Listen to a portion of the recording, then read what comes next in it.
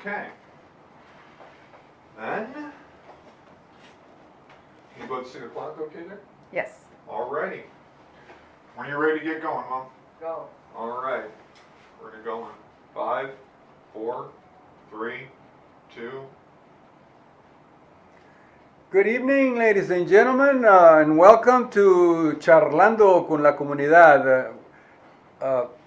My name is Abelardo Hernandez, and I'd like to thank Bill and Cheryl for helping us with this production. And tonight I have a special guest. We have here my daughter, Tony Hernandez, minor, and she is a substance abuse specialist with the OPS, and she's going to be answering some questions regarding a lot of the dangers of smoking. And we'll go ahead and welcome Tony to our program. Thank you. Okay, and I'd like to ask you the first question is that what is your role as a drug preventive specialist? Okay, as a drug prevention specialist, I am a resource person for the staff throughout the whole district. And I provide resources in a lot of different ways. I have displays, I have materials like brochures, I have I can connect them to guest speakers to come to the classroom. So I help different teachers, counselors, and then I can provide resources to parents and students too. So I get to do a variety of activities, and I also work, another part of my role is to work with the Tobacco Free Nebraska grant, and they provide me funding to present an activity called Youth Congress, and that's where students come to an all-day conference, and they learn about tobacco issues, and they get to hear a lot of different speakers and do some fun activities like leadership development, and they learn to how they can become empowered to become community advocates. And the skills they learn can be used for anything, you know, from bullying to youth violence prevention, as well as drug prevention. And then another part of my role as a prevention specialist and working with the Tobacco Free Nebraska grant is to also participate in the Metro Omaha Tobacco Action Coalition. That's good. And for short, that's called MOTAC. And through MOTAC, I have learned a lot about the tobacco issues. And our mission in MOTAC is to reduce tobacco use among the youth and other community members, and to educate the community on how they can help promote the tobacco-free efforts that MOTAC sponsors. That's very good. Now, can you tell me what are some of the issues in tobacco prevention? Well, there are 3 issues I was going to talk about tonight. One of the issues is just that smoking is still very harmful and dangerous. So smoking has been reduced, nationwide because of the different smoking bans in different cities, and new smoking laws, and it has been going down among the youth, which is good. Most smokers don't want to smoke, but it's really hard to quit, and that's what we teach the students is don't start. blame the yes. That's the slogan is be smart, don't start. So don't start because it is too hard to stop, and a lot of people want to quit and can't because it is so addictive. You know, nicotine is said to be more addictive than heroin, and so you know that it's then very dangerous. About 450,000 people die every year from smoking. So this is one of the visual aids that I use for students, and you can't read it, but you can see that this picture shows that it's more than your lungs that are affected by smoking. And even adults think they're only going to be susceptible to lung cancer, but it's more than that. It affects a lot of other organs in your body, and other areas of your body, such as your teeth, your eyes. You're more susceptible to strokes and other types of cancer. So I don't show this picture to smaller children because it is scary, but this is the kind of thing that we do teach the high school kids, the teenagers. And then if you look at another display I have over here is the tar jar. Can we see? Can we take a look at this? Yeah. Okay. That's good. And so this tar jar is a display to show the effect of the tar that will be in your lungs. If you smoke 1 pack a day for a year, that is how much tar would be in your lungs.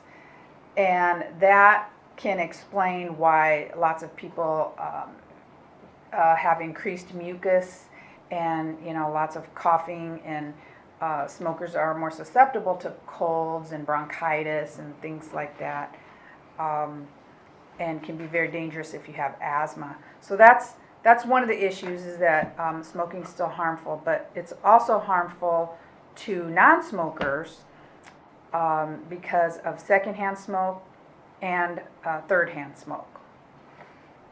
Well, I want to throw in a little question there, as when you talk about don't start smoking.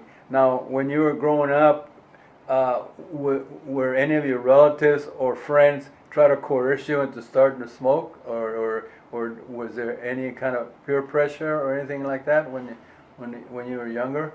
No, I don't remember any peer pressure for smoking, but there were lots of relatives that smoked. So usually the statistics say that you're more likely to smoke if your parents smoke.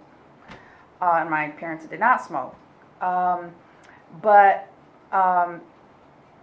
I had lots of relatives who smoked, and I think the effect of all that smoke, I didn't like it, so that's one thing that made me want to stay away from it, because I didn't like all that smoke in my face. And it seemed like back in the 60s and 70s, people smoked everywhere, and that's one thing that surprises students when I tell them, people smoked at the movies and on the airplanes. And I said, my 8th grade teacher smoked at his desk in class. Mm-hmm.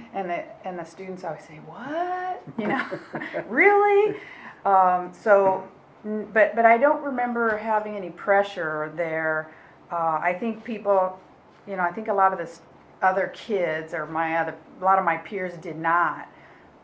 Most of them did not smoke. Mm-hmm.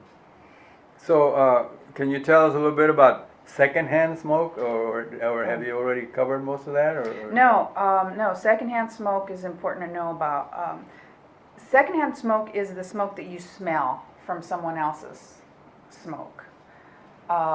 If you can smell someone else's smoke, then you are breathing it. The reason that's dangerous is because you're still breathing in the harmful chemicals, such as tar, carbon monoxide, cyanide, nicotine. Those are the kind of chemicals that are in cigarettes. Over the years, they've become more and more dangerous. They've added more to them. But also, breathing the smoke is even more dangerous for children and babies, because because children and babies aren't fully developed yet, and the exposure can lead them to having more asthma attacks and allergies and colds and ear infections. So I don't know if I ever heard about this third hand smoke. What is third hand smoke?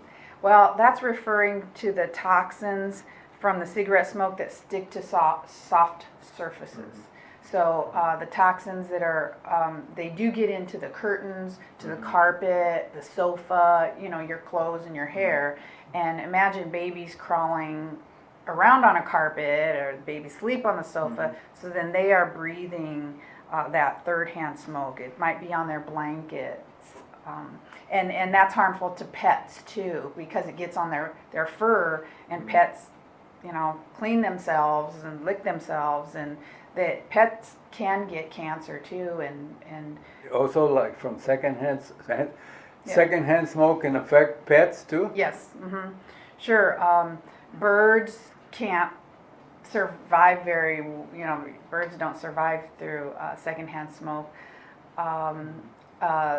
Cats and dogs are known to get cancer from breathing it, or cats more likely because they do bathe themselves from licking their fur, so they're more likely to get tongue and throat cancer. Wow. Do you think we might have time to answer another question, or do you want to wait till the next little session? We have a couple of minutes. Do you want to cover about what can people do if they are interested in learning more about the tobacco issues, or can you cover that in about a minute or so? So people can look at our website, the MOTAC website, Metro Omaha Tobacco Action Coalition. We have a link to a quit line, and there's information about our activities. We're currently looking at tobacco-free parks and working on an initiative to try to make parks cleaner and safer again for animals and for children and other people who want to breathe clean air. So mainly they just have to look for certain things on their computer, and it gives all this information. Is it like a video, or can they just read it, or what is it? They can read it, but also we have Facebook and Twitter that they can check on the MOTAC website, and so they can join in on the different activities. They can join us at our meetings and sit on committees, or just come to some of the fun events that we've had. Okay, then ladies and gentlemen, we'll go ahead and take a little break for a few minutes, and then we'll continue with our program on prevention of smoking, which is very important for especially young people who are thinking about starting smoking. And as you can see, we have some visuals here that could have kind of scared you a little bit. So we'll come back in a little while, and we'll explain a little bit more. Thank you.